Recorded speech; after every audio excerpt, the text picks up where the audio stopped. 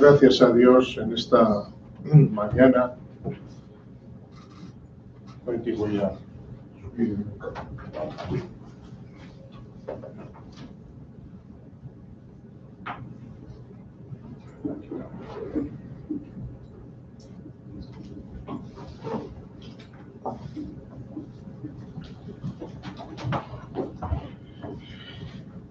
Gloria al Señor. Esta última alabanza que hemos cantado, que parece que uno como que se va a dormir, es una alabanza que canta el Salmo 51. Y el Salmo 51 es un salmo de confesión. No es un salmo de alegría, sino es un salmo de confesión. Gracias. Un salmo de confesión, un salmo de tristeza, o como en hebreo se dice de este Salmo 51 que es el Salmo de la Teshuvah, del arrepentimiento, el Salmo de la Teshuvah. Este Salmo viene a causa de una situación que la encontramos en 1 Samuel, capítulo 12, cuando el rey David desea a una mujer llamada Betsabé y tiene relaciones con ella, queda embarazada y vienen luego una serie de acontecimientos entre los cuales está el fallecimiento, la muerte de Urías, el esposo. Y es curioso lo que a partir de aquí puede enseñarnos esta palabra, lo que puede mostrarnos, y porque me preguntaba yo qué podríamos, Señor, qué tú deseas, qué quisieras compartir en este primer día, este primer domingo de enero del 2021. ¿Qué podría compartir? Y me venía estos versículos cuando le pregunta uno de los que le preguntaban, le dice al Señor, ¿qué mandamientos que tengo que hacer para ser salvo y para tener la vida eterna? Y entonces el Señor le dice, pues ama a Dios con todas tus fuerzas, con toda tu mente, con todo tu corazón, y al prójimo como a ti mismo. Si haces estas dos cosas, todo estará bien. En Levítico, en el capítulo 19:34, ya el amor, que a veces dicen en el Antiguo Testamento es un Dios diferente, no, es el mismo, con una proyección hacia un conocimiento nos lleva a nosotros, no por él. Como un natural de vosotros tendréis al extranjero que more entre vosotros, y lo amarás como a ti mismo. Y les dice, porque extranjeros fuisteis en la tierra de Egipto, yo Jehová vuestro Dios. En ese libro, en Deuteronomio, en el capítulo 6, verso 5, dice que aquí precisamente ese primer mandamiento, amarás a Dios de todo tu corazón, con toda tu alma y con todas tus fuerzas. En Deuteronomio 11:1 dice, amarás pues a Jehová tu Dios y guardarás sus ordenanzas. En Lucas, ya en el Nuevo Testamento, se repite, amarás al Señor con todo tu corazón, con toda tu alma y con todas tus fuerzas y con toda tu mente, y al prójimo como a ti mismo. Pero, y aquí es donde porque amar a Dios es fácil. Es como que ahí está y yo estoy aquí. Pero una de las pruebas factibles del amor de Dios lo tenemos aquí, precisamente con el segundo y más importante mandamiento también, que es amor al prójimo y amor a uno mismo. Hoy solo voy a decir de paso que la falta de amor de uno mismo nos hace fallar en el amor a Dios y en el amor al prójimo.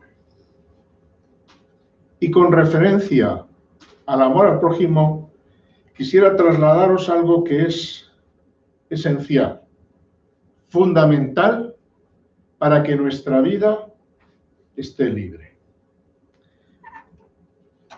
De acuerdo a lo que os voy a decir, podríamos decir que el título sería de esta enseñanza sería que somos jueces de nosotros mismos. Somos jueces de nosotros mismos. ¿Por qué? Bueno, podemos sacar un poquito precisamente del Salmo 51, del hecho por el cual se escribe este Salmo y de pequeños detalles que aparecen en ese Salmo, podemos sacar estas conclusiones y luego internarnos en el Nuevo Testamento, donde ya se nos explica mucho más a fondo y entonces entendemos lo que quiere decir en el Nuevo Testamento, por ejemplo, cuando el Padre Nuestro dice, perdona nuestras deudas, así como nosotros perdonamos a nuestros deudores. Lo importante que es esto. Lo importante que es esto. Y esto está un poco basado en ese texto que tanto Mateo como Lucas comparten y que dice, así que todas las cosas que queráis que los hombres hagan con vosotros, así también haced vosotros con ellos, porque esto es la ley y los profetas. Y Lucas también lo repite en el capítulo 6, verso 31, diciendo, y como queréis que hagan los hombres con vosotros, así también haced vosotros con ellos. Vayamos otra vez a David. David se encuentra que no sale, dice, a las guerras que salía normalmente. Aburrido o como sea, sale al balcón y ve a una mujer que está bañándose. Pregunta por ella, como el rey, le dice que venga, tiene relaciones con ella y se queda embarazada. Entonces él quiere arreglarlo, trae a su marido para que duerma con ella. Y el marido que viene, pero que la guerra sigue, dice, no, mis soldados están allá. Entonces yo no voy a dormir, y se queda durmiendo fuera. Entonces David lo que hace es que lo vuelve a mandar al frente y les dice a sus soldados que cuando él ataque, que lo dejen solo, que se echen para atrás todos y que lo dejen solo. Entonces, claro, lo matan. Esta es la historia. Entonces, ya lo veremos, quizá hoy no nos da tiempo, pero veremos cómo en realidad él no peca delante de los hombres, él peca delante de Dios. ¿Por qué no peca delante de los hombres? Bueno, un poco rápidamente habría que profundizar, pero os lo voy a decir. En primer lugar, en aquel tiempo, o sea, en las guerras judías, de los judíos, pues cuando un soldado iba al frente, dejaba una carta, por decirlo así, a su esposa divorciada. Es decir, la esposa, mientras él estaba al frente, estaba divorciada. Era una costumbre, no es algo que Dios haya dicho, pero es lo que hacían. Es decir, Betsabé era una mujer divorciada. El hombre podía volver o no. Si no volvía, estaba divorciado. Y si volvía y querían, pues otra vez estaban juntos. Entonces, aquí empezamos a entender que, digamos, bajo la ley, David no cometió ningún problema. El otro problema es que se hubiera juntado con ella sin los ritos adecuados de limpieza. por las costumbres de las mujeres. Entonces, tampoco esto porque ella estaba precisamente bañándose. Y en tercer lugar diríamos, ¿qué pasa con el marido? Bueno, el marido, él era el rey. Civilmente le dice que venga, le dice que vaya y le da alimentos para que vaya con su mujer. Y él desobedece. Y de acuerdo a la ley de los judíos, era digno de muerte. O sea, podía morir. Así que la muerte que tiene este capitán es porque desobedece al rey. Así que civilmente no tiene consecuencias. Por eso, cuando leemos el Salmo y leemos lo de alrededor, él no pide excusas a la gente, no pide excusas a los hombres. Lo que pide es, lo que dice es, he pecado contra Dios. Porque esto es muy importante. He pecado contra Dios. Aunque para nuestra cultura, para nuestro pensamiento humano, podamos decir, moralmente no se ha portado bien. Bien, entonces, ¿qué ocurre? Que David ya sigue con su vida, pero Natán, que era el profeta, un día se le aparece y le dice, oye, rey, te voy a contar una historia.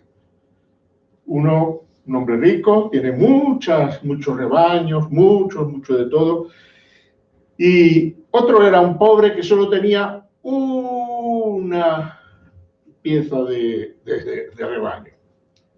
Y entonces el rey, que quiere hacer una fiesta, toma la única pieza de ese hombre, la sacrifica para su deleite. ¿Qué harías ese rey? Inmediatamente David dice, ese hombre es digno de muerte. Y luego habla de la ley. Dice, tendrán que ser devueltas 4 veces y tal. Desde luego es un impulso del rey, porque el quitarle una oveja, aunque sea la única que tenga, no es para morir, para matarlo. Ni la ley dice así, pero es un impulso que tiene, ¿no? El impulso que tiene. Entonces, cuando ya lo descubre y le dice, Natán le dice, rey, te voy a dar una mala noticia, y es que este del que estamos hablando eres tú. Eres tú. Y aquí es donde vemos la reacción de una persona que es hombre, pero que también tiene su corazón dispuesto hacia Dios. Y aquí encontramos también la forma real para poder entender lo que significa arrepentirse. Así que en el capítulo 12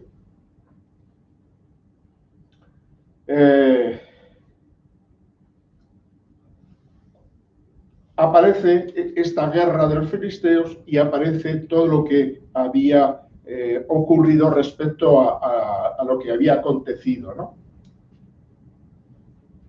Pues por no buscarlo, explico un poquito, ¿no?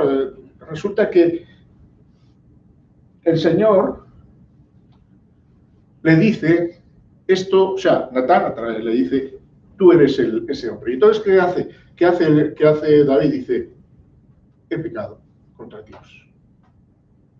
No es como Saúl, ¿os acordáis que cuando es acusado de que ha hecho mal y tal, empieza a echarle la culpa a otro y todo eso? No, David es de corazón abierto. Él dice, he pecado, lo reconozco. Y automáticamente Natán dice, por cuanto has reconocido esto, el Señor te perdona. Fijaos bien que David estaba diciendo, fijaos bien, que David estaba diciendo de sí mismo, porque cuando no sabía que era él y le preguntan, él dice, este es digno de muerte, hay que matarlo. Luego descubre que es él. Y él no dice, no, ahora mismo, esto que es que no sabía que era yo. Como soy yo, entonces no. No dice nada de esto. Pero Dios sí que se lo dice. Le dice, no vas a morir. Es verdad que tiene luego una serie de consecuencias, y que también es una serie de consecuencias que van a entrar, curiosamente, dentro de lo que va a ser la historia del Señor, porque a veces Dios entra en lo torcido, en lo que hacemos nosotros torcido. ¿Por qué digo esto? Porque curiosamente, cuando leemos la genealogía de Jesucristo, sabemos que es hijo de David por la línea descendente. ¿Y sabéis quién es la esposa o la mujer? Es Betsabe. Es decir, que de alguna manera ese pecado, bueno, hay una razón por todo esto, pero ya es muy, muy profundo esto, ya no es tiempo. Pero es increíble cómo Dios a través de estos errores, de este pecado que comete contra Dios, luego muere, porque vemos en el Salmo 51 encontramos a una belleza, una belleza de lo que es un verdadero arrepentimiento, de un hombre que conoce a Dios, pero que se conoce también a sí mismo, porque estas son dos cosas muy importantes. Se conoce a sí mismo, ¿no? Entonces, realmente lo que decreta el rey cuando dice lo que necesita es morir, es lo que tendría que haber recibido. Pero debido a su arrepentimiento, automáticamente el Señor dice, te perdono. Bien, entonces vamos un poco ahora al Nuevo Testamento y las cosas que nos dice. Dice, por ejemplo, en cuanto al prójimo, hay ciertas bases fundamentales. Hemos visto que hay que amar al prójimo, ¿no? Es importantísimo. Hay que perdonar al prójimo y no hay que juzgar al prójimo. Y aún más todavía, hay que tener cuidado de levantar falsos testimonios sobre él, etcétera, etcétera, ¿no? Pero cuando dice, por ejemplo, Mateo 7:1, dice, no juzguéis para no ser juzgados. Fijaos bien, o sea, si yo juzgo, y luego dice que con la medida que yo juzgue, con esa medida me van a juzgar a mí. ¿Quién? Dios. Es decir, nosotros de alguna manera establecemos la forma en la que el juez va a tratarnos de acuerdo a cómo nosotros tratamos. Por eso hay que tener tanto cuidado lo que decimos a las personas. Y eso sobre todo en cuestiones que a veces lo que hacen es como dice el dicho, dice, dime en qué cojeas, o algo así. ¿Quién anda? ¿Eh? ¿Quién anda? Y te diré quién eres. No. Dime de qué presumes. Eso, dime de qué presumes y te diré de qué careces. Eso es. Muchas veces nosotros con mucha fluidez y con mucha libertad no nos damos cuenta que cuando estamos juzgando,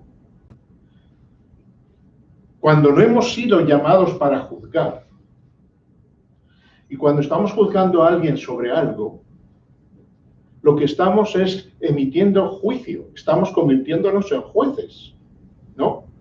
Y la palabra de Dios dice que según cómo juzguemos, así nos juzgarán. Y hay veces que hay debilidades dentro de nosotros que inmediatamente las juzgamos en los demás, sin darnos cuenta que los primeros que están es en nosotros, que es lo que le pasa al rey David. Al rey David no se da cuenta de que esa historia de la ternerita y de la manada y del rey, del rico y del pobre, lo que estaba sacando de dentro del rey era una intencionalidad que existía también en él como rey. Y por eso, basándonos en esto, luego cuando vemos toda la confesión que hace en la Tushaba, entonces se da cuenta uno cuando Él va analizando y va, de acuerdo a lo que Dios le ha mostrado, va meditando y va aplicándose a la vida, porque de esto depende la palabra. La palabra de Dios no es oír, oír, oír, oír, oír. Es oír y dejar que esa palabra, ayudándola con nuestra reflexión, con nuestros pensamientos y con nuestro esfuerzo en cambios, así es como la palabra ejerce poder sobre nuestra vida y nos hace más semejantes a Cristo. Entonces, dice, no juzguéis, no seréis juzgados, no condenéis y no seréis condenados, perdonad y seréis perdonados. Es como una condición sine qua non. Es decir, si yo perdono, en el cielo perdonan. Si no perdono, el cielo no perdona. Si yo amo, el cielo ama. Si no, y así sucesivamente, ¿no? En 1 Corintios 4:5 les dice a los corintios, así que no juzguéis antes de tiempo hasta que venga el Señor, el cual aclarará también lo oculto de las tinieblas y manifestará las intenciones de los corazones. Y entonces cada uno recibirá su alabanza de Dios. Es decir, conocer el corazón de las personas es bastante complicado. El único que conoce el corazón de las personas es Dios. Entonces, en este deseo de, en este año vamos a cumplir con estos mandamientos, estos dos principales mandamientos de amar a Dios y al prójimo como a nosotros mismos, vamos a descubrir las exigencias, entre comillas, que existen y que de las cuales yo soy débil y de las cuales yo caigo. Y de las cuales yo caigo. Entonces, qué importante es esto. ¿Por qué? Porque el cielo considera que todos los hombres dice la palabra de Dios, que todos hemos pecado y que todos estamos destituidos de la gloria de Dios. Cuando la gloria de Dios la recibimos, no la recibimos porque nosotros seamos mejores o peores o porque hagamos mejores obras, no la recibimos por eso, es por gracia. Y por eso el Señor dice, de gracia recibiste, dad de gracia. Es decir, dar de gracia es no juzgar, porque ese juicio se vuelve contra nosotros.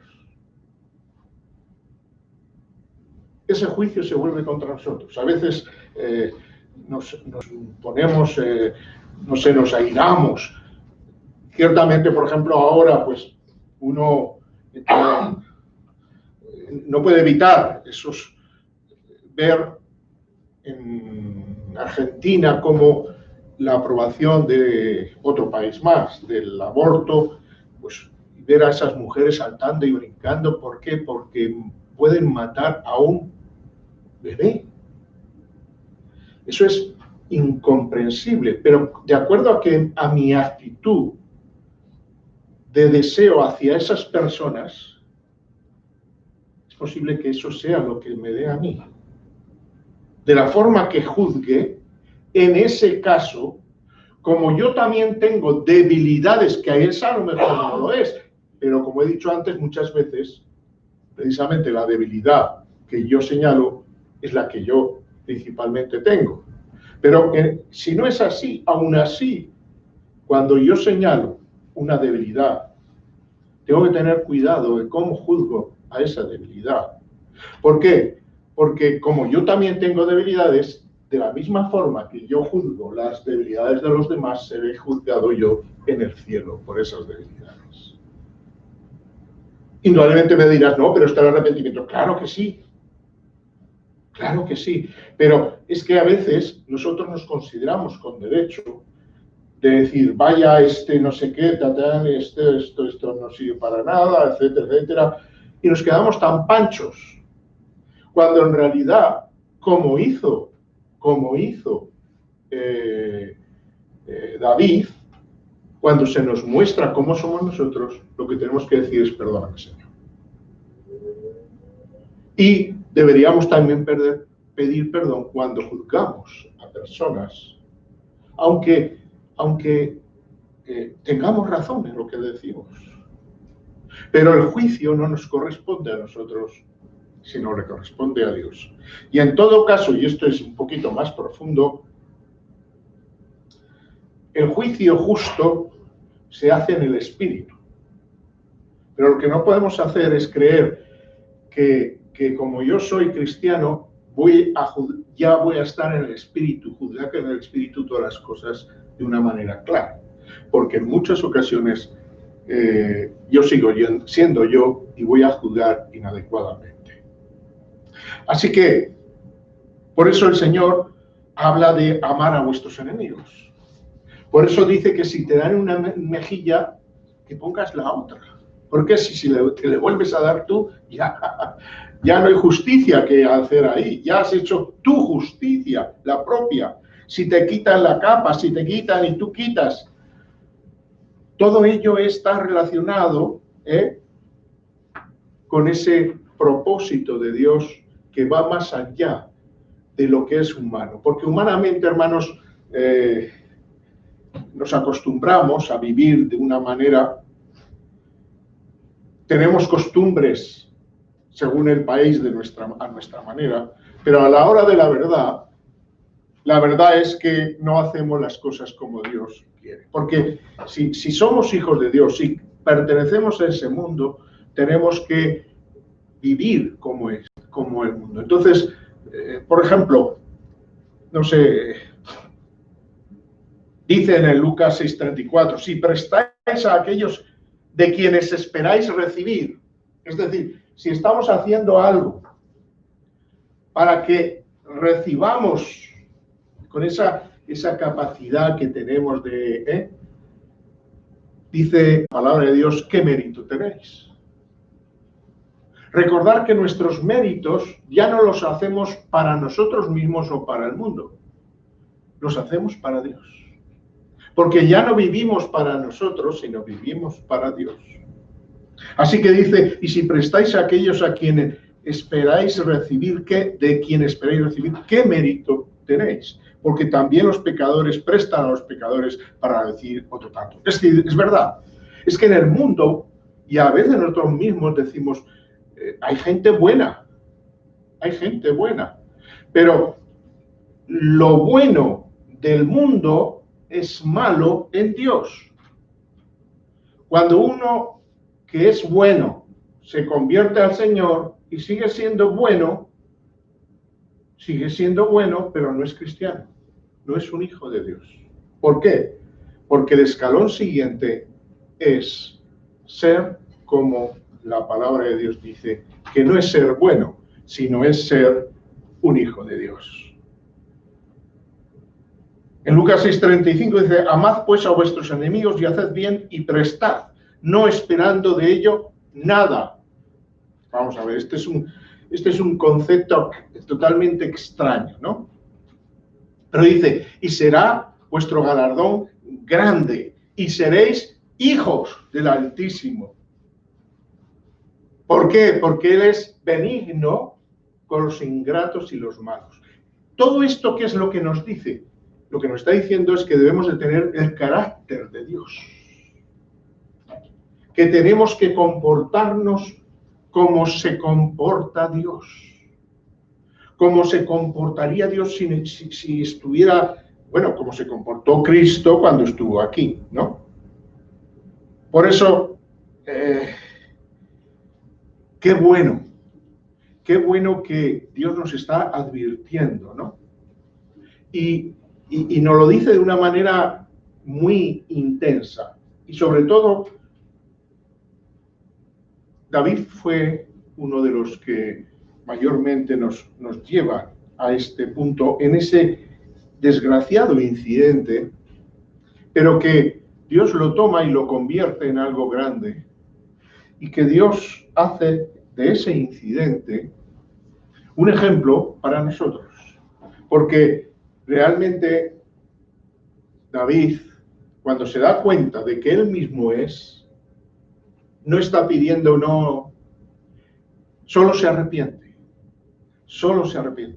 Él había, sin darse cuenta, había establecido la forma en la que él mismo tenía que pagar lo que había hecho. Pero para Dios, el arrepentimiento está por encima de ello. Y por eso, en esa sinceridad del arrepentimiento, el Señor lo lleva a un nivel superior. Por eso, hermanos, si queremos realmente, tenemos que dar buenos frutos. Tenemos que dar buenos frutos. Tenemos que plantar, pero plantar no en el huerto del mundo, sino en el huerto de Dios. Tenemos que dejar los pensamientos, las ideas y los propósitos de Dios salgan para que nosotros podamos llevarlos a cabo en este año que viene. Así que, llevando a la práctica, cuando nosotros estamos juzgando a alguien, cuando estamos diciéndole que alguien es esto y es aquello, cuando estamos diciendo, mira ese que tal, ojo, porque estamos juzgándonos nosotros mismos.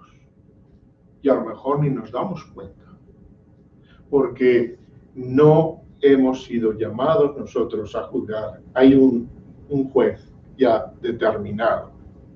Así que en ese amor que Dios nos pide como una prebenda para reconocernos unos a otros como hijos de Dios, una de las importantes maneras de hacerlo es que tengamos cuidado, ya no solo porque el juzgar está mal o porque el juzgar es pecado, sino porque es que si no nos damos cuenta y arreglamos eso, podremos darle al cielo la autoridad para que ocurra en nosotros lo que ese juicio queremos establecer en otros.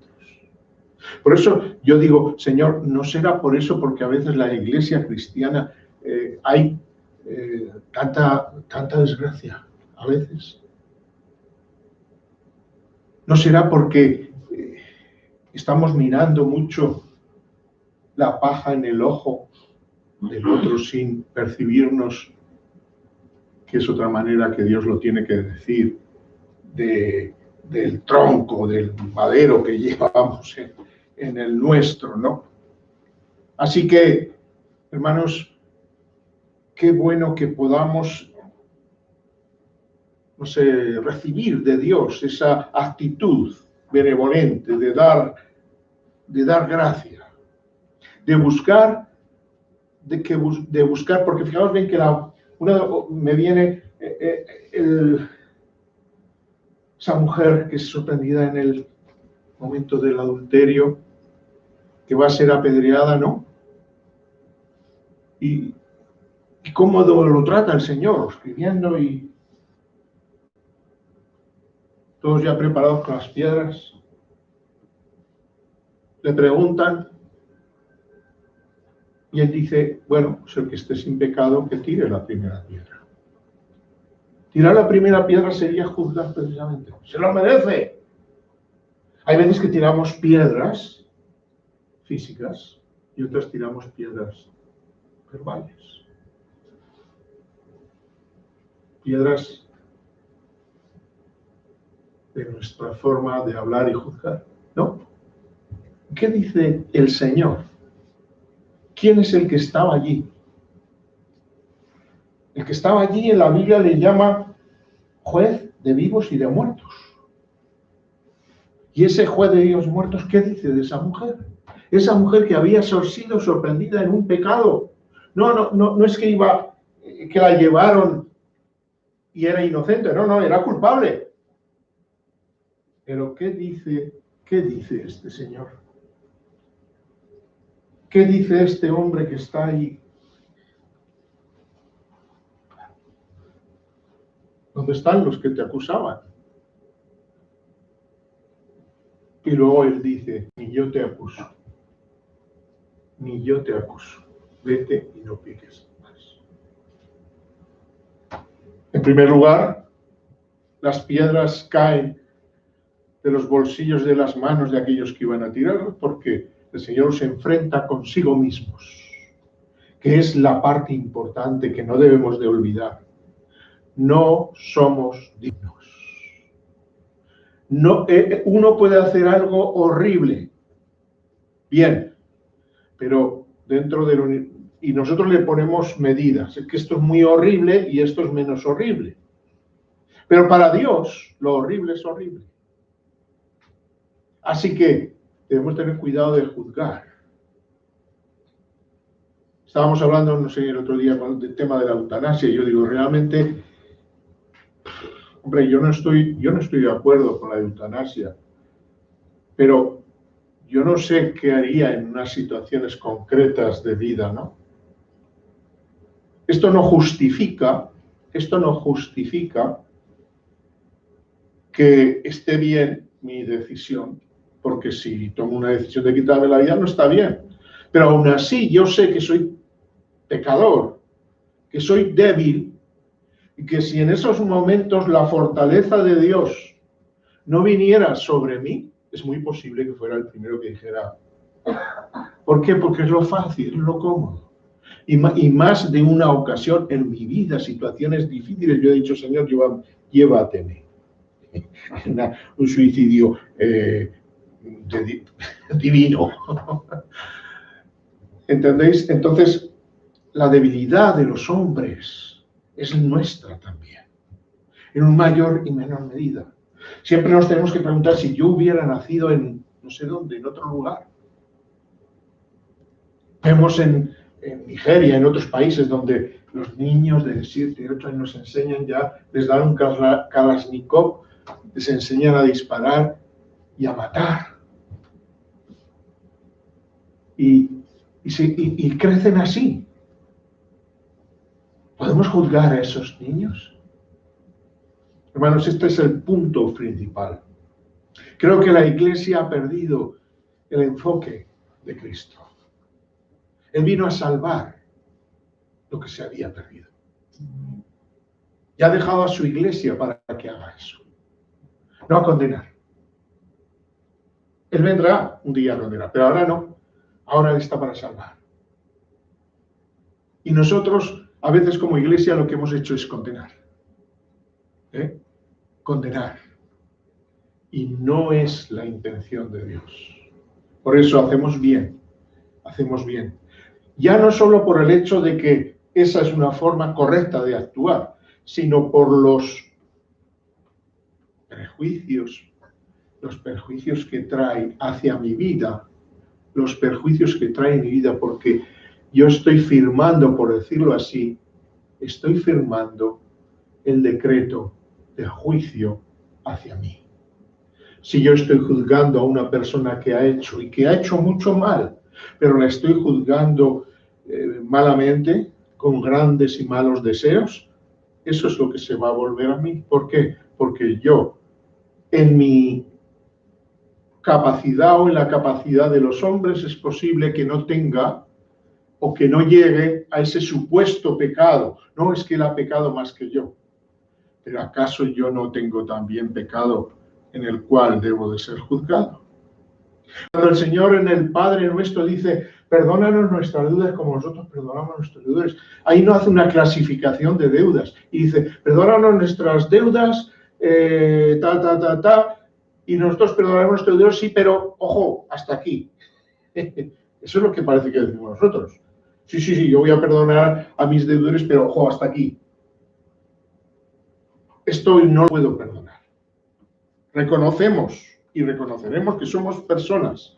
Eso está reconocido, incluso David luego en sus salmos, ahí se ve una sinceridad absoluta y total en reconocer delante de Dios su debilidad, pero a la vez, precisamente por ese reconocimiento de debilidad, le hace un corazón transparente y sano, y Dios le puede decir, es mi amigo.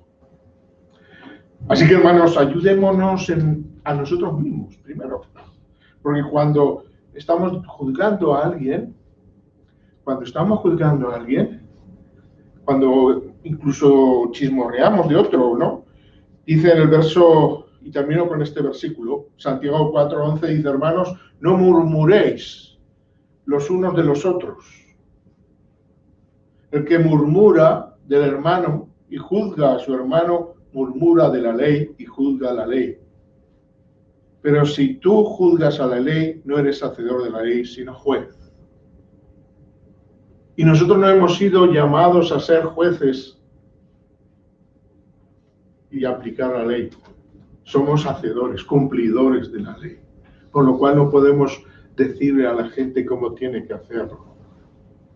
Tenemos que, en amor, en la manera que el Señor lo hizo, ¿no? La manera que el Señor dice, yo te condeno. Nosotros vemos a Jesucristo caminando en este mundo y de Él aprendemos. Por eso Él puede decir que os améis los unos a otros, y este es el nuevo mandamiento. Un nuevo mandamiento os doy, dice el Señor, que os améis los unos a otros. Señor, ese mandamiento ya lo sabíamos. Sí, pero como yo os he amado, siguiendo mi ejemplo. Antes no tenía ese ejemplo, ahora sí. Ahora mirad cómo yo lo he hecho. Yo que podía ser juez. Yo que podía bajarme de la cruz y liarme a tortazos ahí con todos los que estaban ahí tratando de matarme. Yo que podía invocar a ejércitos y venir y destruir. Yo no he hecho eso. Cuanto más nosotros, que sí que somos pecadores, porque en Él no hubo pecado y podría haber juzgado sin responsabilidad ninguna. Gloria a Dios. Bien, pues vamos a limpiarnos de la contaminación del pecado y vamos a participar en el día de hoy en lo que es la Santa Cena en este primer día. Si en vuestras casas queréis participar, pues preparar el vino y el pan y hacerlo junto a nosotros.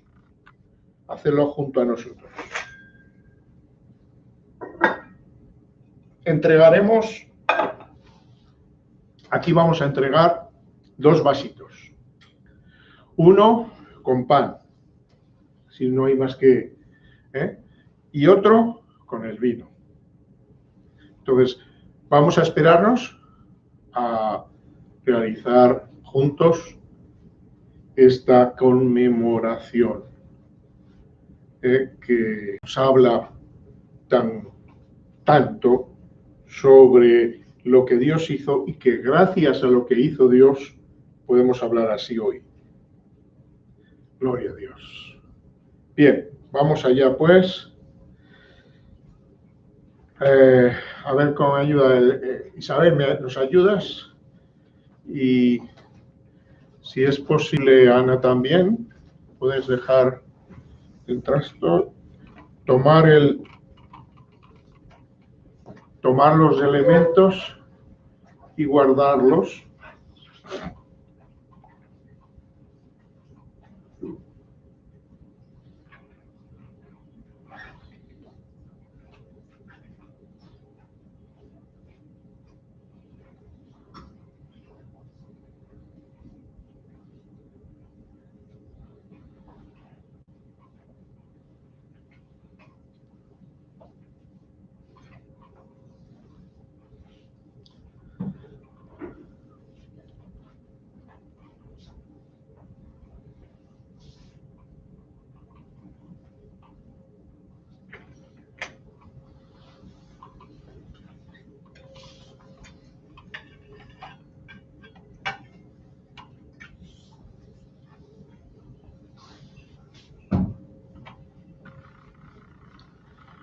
Bien,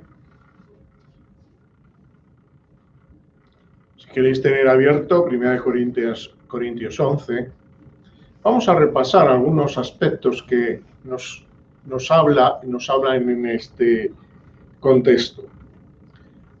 Hoy vamos a ver 10 cosas que están relacionadas con estos símbolos de la Cena del Señor y que se encuentran en lo que Pablo dice. En primer lugar, tenemos que decir que esto que vamos a hacer es un acto de obediencia. Es un acto de obediencia. Dice, haced esto en memoria de mí. Haced. Haced. No dice, si queréis hacerlo, no.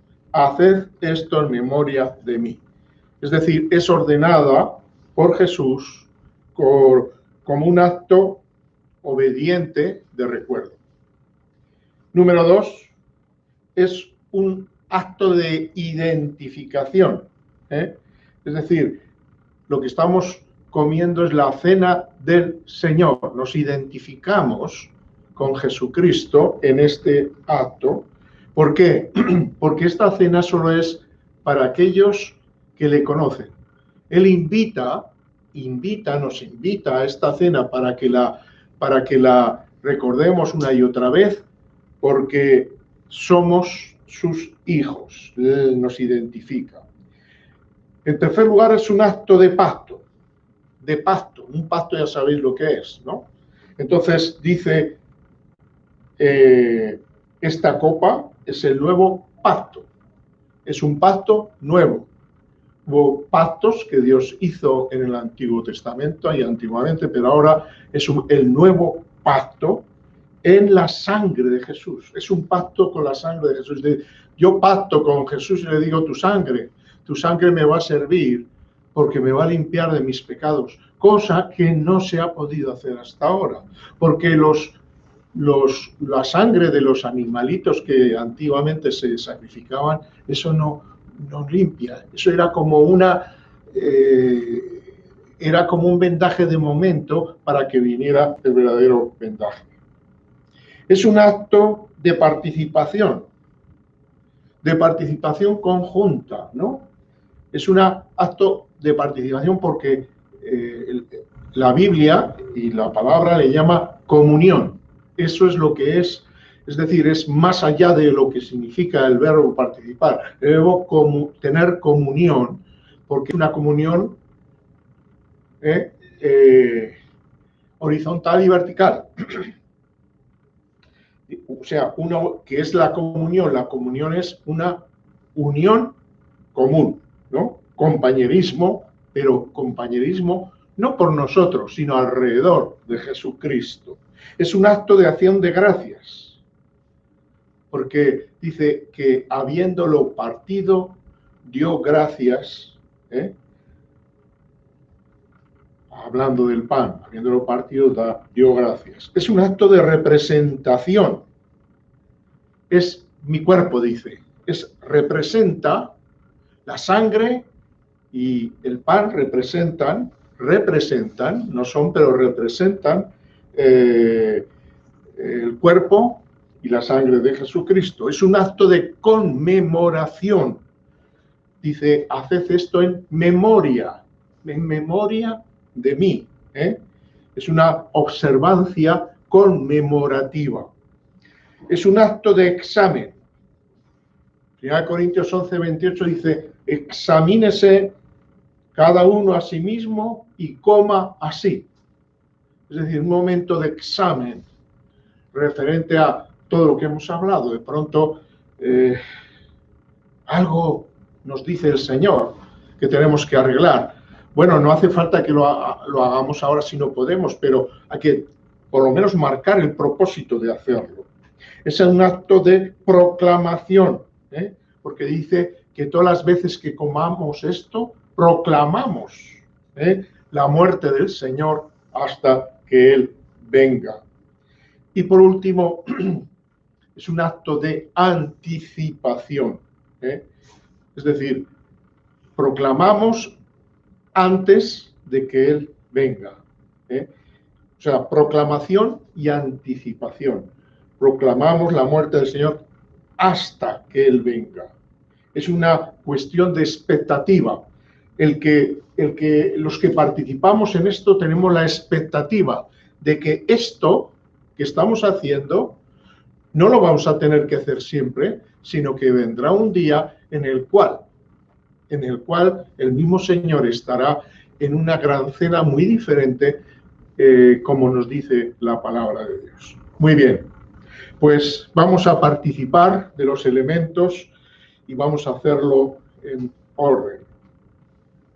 La palabra de Dios dice que el día que iba a ser entregado el Señor, reunió a sus discípulos y se pusieron a cenar.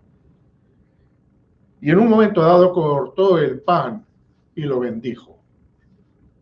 Dio gracias por él. María, ¿quieres orar, por favor? Por el pan que representa. Te damos gracias, Señor, porque vamos a tomar el pan, Señor, que representa tu cuerpo, Señor, y te pedimos, Señor, que sea de arrepentimiento y que te aceptemos en nuestros corazones como el verdadero Señor y Dios Jesucristo, nuestro Señor, que diste tu cuerpo, tu sangre preciosa por nuestros pecados. Te doy gracias, Señor, por esto, por el pan. En el nombre de Jesús. Amén. Amén. Vamos a tomar el pan.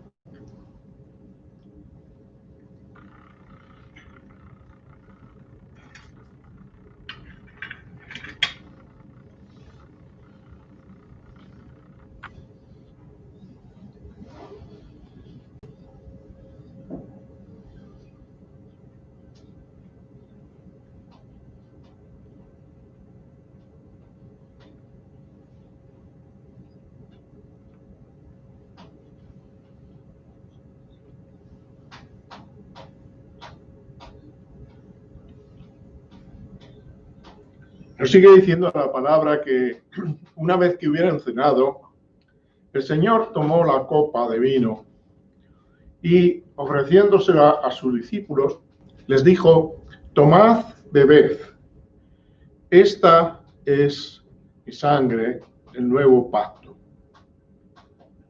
Así que vamos a beber esta representación de lo que es la sangre de Jesucristo. Y qué bien representada que el Señor nos dijo que lo hiciéramos con el vino, no con el agua. ¿Por qué? Porque el color del vino y la forma que se hace es de la propia naturaleza. Así que, hermanos, vamos a tomar juntos también a participar del vino. Esteban, ¿quieres orar por esto, por favor? Gracias, Padre, por Dios, por el sacrificio que hiciste por nosotros, Señor. Gracias por el precio que pagaste por nosotros, Señor. Dios mío, Padre Celestial, provoca en nosotros, oh Dios, una Pascua, Señor, que sea de salvación, Señor, dependiendo siempre de ti, Señor. Por eso, conmemoramos, Señor, y te damos gracias por esta preciosa sangre que tú has vertido. Aleluya, Señor. Y declaramos con ello, Señor, que somos seguidores tuyos, Señor, o por lo menos lo intentamos, Señor. Muchas gracias en el nombre de tu Hijo, Señor. Amén. Amén. Tomemos del vino.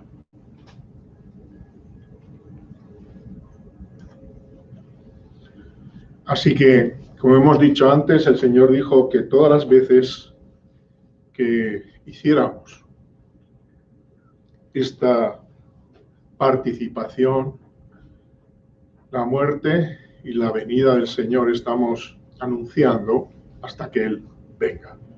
Gracias a Dios, porque su obra es una obra perfecta. Y no estamos todos todavía. En la vida de la Iglesia en el mundo todavía no estamos todos. Cada día se van añadiendo más los que van a ser salvos.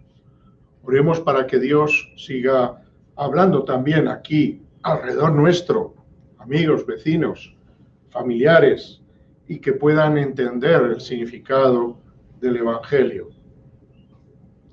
Muchas veces tendremos que pedir perdón, porque el cristianismo ha sido desfigurado en muchas ocasiones, como lo fue Cristo cuando iba hacia la cruz, que fue desfigurado. El cristianismo también ha sido desfigurado, pero debemos de mantener el aspecto real del Evangelio para poder vivirlo y para poder predicarlo. Amén. Gloria al Señor. Vamos a terminar. No sé, había alguna cumpleaños, no, ¿verdad? Hoy es el de Donald. Hoy Hoy es el de pues vamos a orar por Donald. También quisiera orar por Olga, la chica que trabaja con Isabel, que ya sabéis, hemos orado alguna vez porque su hija pues se ha pasado con enfermedades bastante mal y ha perdido a su esposo. Lleva ya años, ¿no? 4 años con el cáncer de pulmón, y pero falleció el día 1, debe ser, ¿no? Falleció el 31. 31.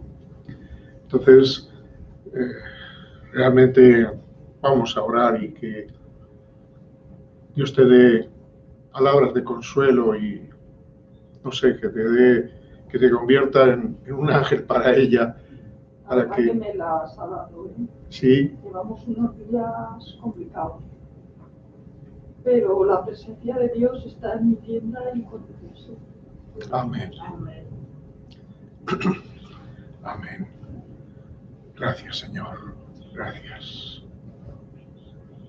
Gracias, Señor. Padre, te doy gracias, Señor, por podemos acercarnos a ti y traer a nuestros hermanos. Y lo traemos, Señor, a Donald para que su vida, que cumple hoy años, sea tocada por ti, Señor. Que pueda darse cuenta que forma parte de tu cuerpo y que es necesario que esté con tu cuerpo, Señor. Igual, y te pido para este año nuevo que él crezca más espiritualmente, que entienda mejor lo que eres y lo que es tu palabra. Puede ser una luz en todo lugar. Padre, también te ruego por aquellos que siguen faltando ni siguen sin comunicarse en absoluto, no para juzgarlos, Señor, sino para que avive su vida. No sabemos qué pasará en sus corazones, Señor, pero tú puedes entrar en esos corazones y puedes ponerlos en orden si hay algo en desorden. Puedes animar, puedes quitar los miedos, los temores, y puedes, Señor, fortalecer, porque eso es lo que necesitamos todos y cada uno. Señor, gracias una vez más, hasta aquí nos has ayudado. Gracias, Señor, gracias. También te ruego por, como hemos dicho, por Olga, esta persona que hemos estado orando por su hija y que tú has hecho en tu mano, ha hecho cosas con ella.